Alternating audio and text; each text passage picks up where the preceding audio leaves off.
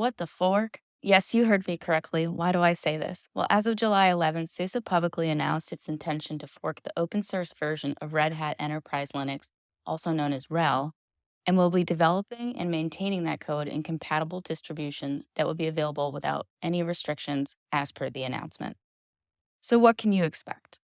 Over the upcoming years, SUSE plans on investing over $10 million into the project, in addition to working with the open source community to develop a long-term, reliable alternative to RHEL and CentOS, another popular Linux platform.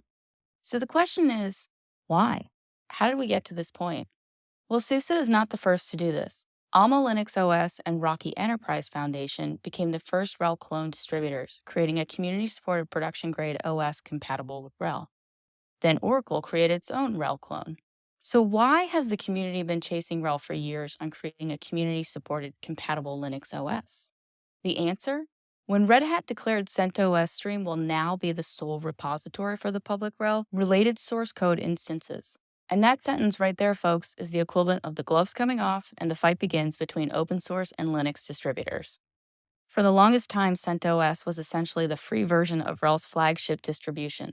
But then in 2020, Red Hat, instead of regular releases that often coincided with RHEL releases, created CentOS Stream that gave developers a preview of what's next with RHEL, with the idea that it would help to shorten feedback loops between developers and the ecosystem.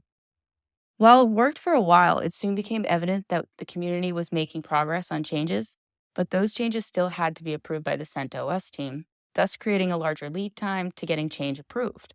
This move also meant, wait for it, CentOS and RHEL were no longer 100% compatible. And this is the crux of the problem. Distributors like Rocky and Alma now have a much harder time getting access to the RHEL source code, which, by the way, is open source. While this move by SUSE seems to be a bit shocking, I like that they have invited the open source community to actively contribute to developing this new RHEL-compatible distribution. To me, it's smart to invite the community. It's what makes a product stick. Only time will tell how this plays out, but I'm hopeful that this could be an example of how large-scale open source projects can be executed. This is Kadi McKean in Alexandria, Virginia.